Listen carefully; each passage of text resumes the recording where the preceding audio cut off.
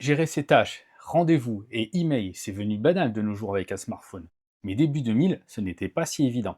Le Sony Clié PEG TJ25 sorti en 2003 est un PDA, Personal Data Assistant, entrée de gamme tournant sous le système PalmOS 5.2.1 modifié par Sony.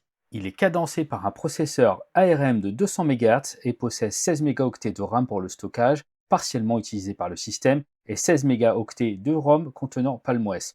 Son écran tactile donne une résolution de 320 x 320 pixels pour 65 536 couleurs. Une zone étant dédiée à la saisie d'écriture manuscrite et à des raccourcis. Il pèse moins de 200 grammes et contient une batterie rechargeable lithium-ion annoncée jusqu'à 10 jours d'autonomie en usage normal.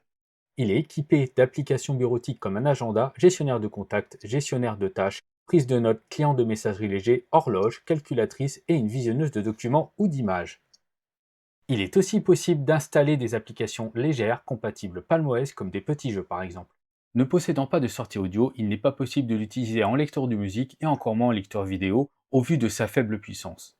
Il est possible de le connecter via un câble USB propriétaire à un ordinateur tournant de Windows 98 à Windows XP afin d'effectuer une synchronisation d'informations comme les mails, contacts, agenda via Palm Desktop ou son équivalent de chez Sony, Clié Desktop.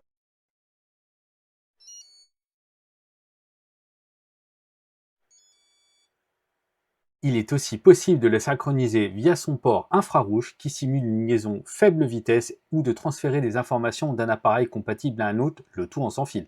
Évidemment, au vu de son grand âge, aucune connexion de type Bluetooth, Wi-Fi ou mobile n'est présente. Il reste donc entièrement en ligne et dépend uniquement de sa synchronisation. Il est possible de lui ajouter de la mémoire de stockage avec une carte mémoristique, format propriétaire bien connu de chez Sony.